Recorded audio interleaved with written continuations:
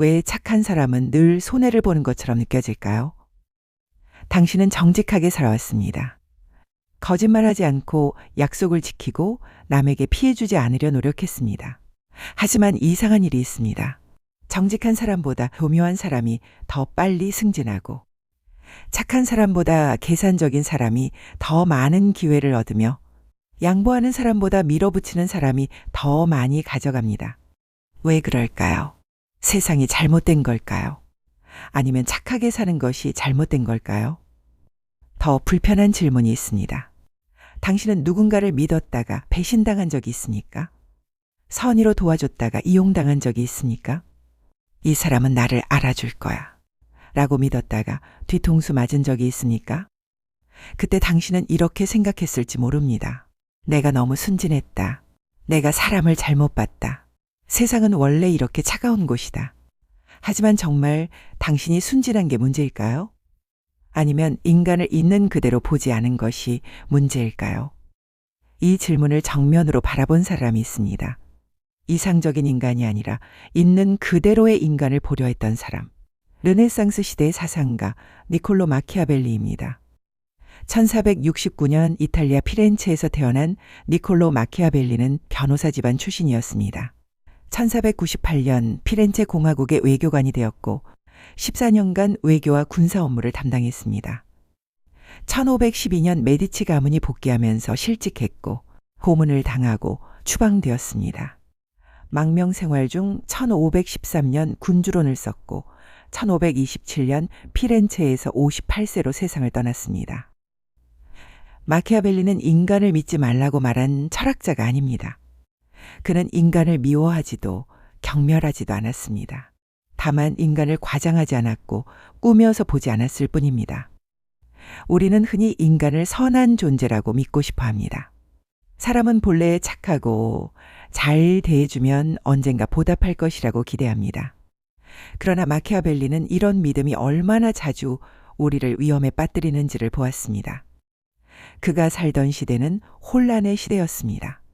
15세기 후반에서 16세기 초 이탈리아는 통일된 국가가 아니라 수많은 도시 국가들로 나뉘어 있었습니다.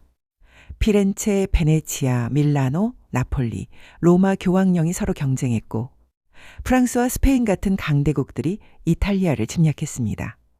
도시국가는 끊임없이 배신했고 동맹은 하루아침에 무너졌으며 도덕을 외치던 자들이 가장 먼저 등을 돌리는 장면이 반복되던 시대였습니다. 마키아벨리는 외교관으로서 이 모든 것을 직접 목격했습니다. 그는 교황 알렉산더 6세와 그의 아들 체사레 보르지아를 봤습니다. 그들은 경건함을 설교하면서 독살과 암살을 일삼았고 평화를 말하면서 전쟁을 일으켰으며 신앙을 외치면서 권력을 탐했습니다. 마키아벨리는 프랑스 왕 루이 12세가 이탈리아를 침략하는 것을 봤고 피렌체의 지도자 소데리니가 너무 온건해서 결국 권력을 잃는 것을 봤습니다. 마키아벨리는 그 현실 속에서 한 가지 사실을 깨닫습니다. 인간은 선과 악 중 하나만을 선택하며 살아가지 않는다는 점입니다. 상황이 허락할 때는 선해지지만 위협을 느끼는 순간 언제든 잔혹해질 수 있다는 점입니다. 그래서 그는 이렇게 말합니다. 인간은 대체로 변덕스럽고 이기적이며 위험 앞에서는 약속을 쉽게 잇는 존재다.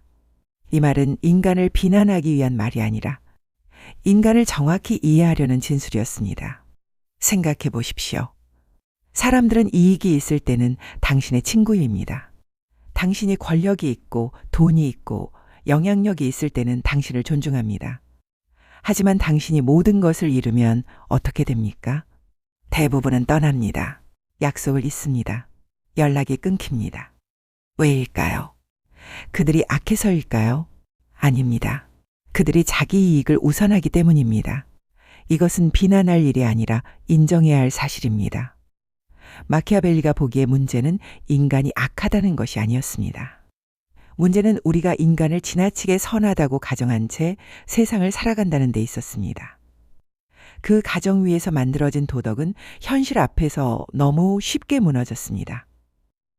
우리는 종종 착하면 안전할 거라고 믿습니다. 정직하면 보호받을 거라고, 양보하면 언젠가 인정받을 거라고 기대합니다. 그러나 현실은 그런 기대를 반복해서 배반해 왔습니다. 마키아벨리는 말합니다. 착함 그 자체는 미덕이지만 그것만으로는 자신을 지킬 수 없다고요. 도덕은 필요하지만 도덕만으로 세상은 움직이지 않는다고 말입니다. 군주로 내서 마키아벨리는 이렇게 씁니다.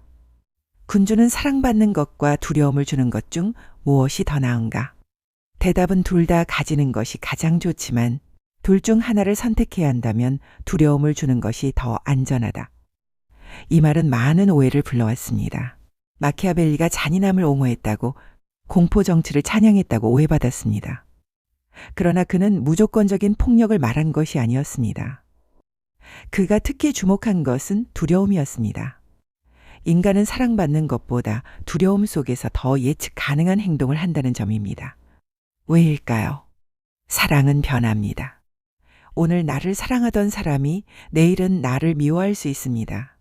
사랑은 감정이고 감정은 변덕스럽습니다. 하지만 두려움은 다릅니다. 두려움은 상황이 바뀌지 않는 한 유지됩니다. 처벌이 확실하면 사람들은 규칙을 지킵니다. 처벌이 없으면 사람들은 규칙을 어깁니다. 예를 들어봅시다. 당신이 회사 사장이고 직원들을 사랑으로 이끌려 한다고 가정해 봅시다. 직원들에게 친절하고 이해심이 많고 관대합니다. 처음에는 직원들이 감동합니다. 하지만 시간이 지나면 어떻게 됩니까? 어떤 직원들은 당신의 관대함을 이용합니다. 늦게 출근하고 일을 대충 하고 책임을 회피합니다. 왜냐하면 처벌이 없다는 것을 알기 때문입니다. 반대로 당신이 엄격하고 공정하다면 어떻게 됩니까? 규칙을 명확히 하고 어기면 반드시 처벌합니다. 직원들은 당신을 사랑하지 않을 수 있습니다. 하지만 존중합니다. 규칙을 지킵니다. 왜냐하면 처벌이 확실하다는 것을 알기 때문입니다. 마키아벨리가 말하는 것은 이것입니다. 사랑은 상대방의 선의에 의존하지만 두려움은 구조에 의존한다는 것입니다. 그리고 구조가 감정보다 더 안정적이라는 것입니다. 그가 경계한 것은 무질서였습니다. 아무 기준도 아무 책임도 없는 혼란 속에서는 가장 약한 사람이 먼저 희생된다는 사실이었습니다. 그래서 그는 권력이 감정이 아니라 구조 위에 서야 한다고 보았습니다. 마키아벨리는 인간이 착해지기를 기다리지 않았습니다. 그 대신 인간이 어떤 존재인지를 먼저 인정하자고 말했습니다. 그 위에서 질서와 규칙, 책임이 작동해야 한다고 보았습니다. 그에게 정치는 도덕 수업이 아니었습니다. 정치는 인간의 욕망과 두려움이 충돌하는 공간이었습니다. 그 현실을 외면한 도덕은 오히려 더 큰 위선을 낳는다고 그는 보았습니다. 생각해 보십시오. 중세시대 교회를 보십시오. 교회는 사랑과 자비를 설교했습니다. 하지만 실제로는 무엇을 했습니까? 면죄부를 팔았고 이단을 화형시켰으며 십자군 전쟁을 일으켰습니다. 마키아벨리는 이것을 위선이라고 봤습니다. 도덕을 외치면서 실제로는 권력과 돈을 추구하는 것. 마키아벨리는 차라리 솔직하자고 말합니다. 권력은 권력입니다. 정치는 정치입니다. 도덕으로 포장하지 말고 있는 그대로 인정하고 그 위에서 최선의 선택을 하자고 말합니다. 그래서 그는 냉정한 질문을 던집니다. 모두가 선하다고 가정한 사회와 인간의 약함을 인정하고 설계된 사회 중 과연 어느 쪽이 더 많은 사람을 보호할 수 있느냐고 말입니다. 이 질문은 오늘날에도 여전히 유효합니다. 우리는 여전히 착해야 한다는 말 속에서 스스로를 소진시키고 있습니다. 참아야 하고 이해해야 하고 양보해야 한다는 말에 자신을 계속 희생시키고 있습니다. 직장에서, 관계에서, 가족에서 우리는 착한 사람이 되려고 노력합니다. 그리고 그 과정에서 이용당하고 무시당하고 상처받습니다. 왜냐하면 우리는 착하면 보호받을 것이라고 믿기 때문입니다. 하지만 현실은 다릅니다. 마키아벨리는 그런 우리에게 이렇게 말하는 듯합니다. 당신이 착하다는 이유만으로 안전해질 것이라 기대하지 말라고요. 착함과 동시에 경계할 줄 아는 지혜가 필요하다고 말입니다. 그는 인간을 불신하라고 말하지 않습니다. 다만 인간을 맹신하지 말라고 말합니다. 믿음에는 언제나 조건과 구조가 함께 있어야 한다고 말합니다. 예를 들어봅시다. 친구를 믿는 것은 좋습니다. 하지만 친구에게 큰 돈을 빌려줄 때는 차용증을 쓰는 것이 좋습니다. 왜냐하면 친구도 인간이고 인간은 상황에 따라 변하기 때문입니다. 이것은 친구를 의심하는 것이 아니라 구조를 만드는 것입니다. 직원을 믿는 것은 좋습니다.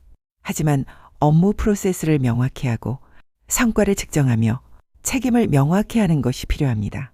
이것은 직원을 불신하는 것이 아니라 시스템을 만드는 것입니다.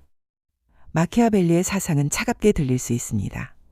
그러나 그 차가움은 인간을 포기해서가 아니라 인간을 너무 많이 겪어본 사람의 체온이 식은 결과에 가깝습니다.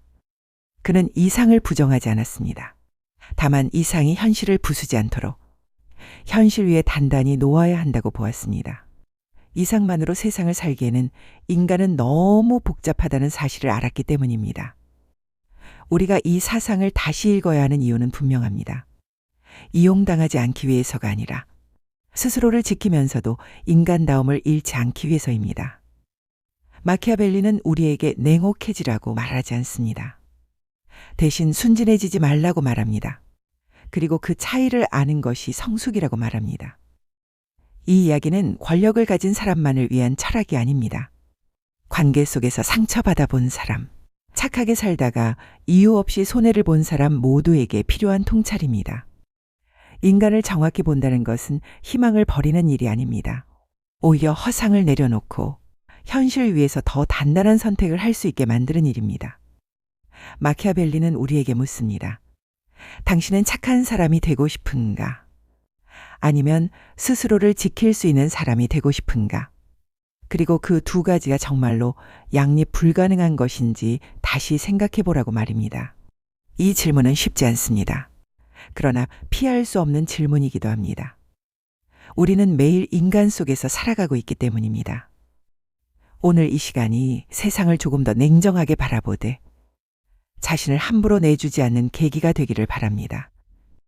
다음 시간에도 인간의 내면을 비추는 또 한편의 지혜로 찾아뵙겠습니다. 구독과 좋아요는 이 철학의 여정을 이어가는 큰 힘이 됩니다. 오늘도 시청해 주셔서 감사합니다.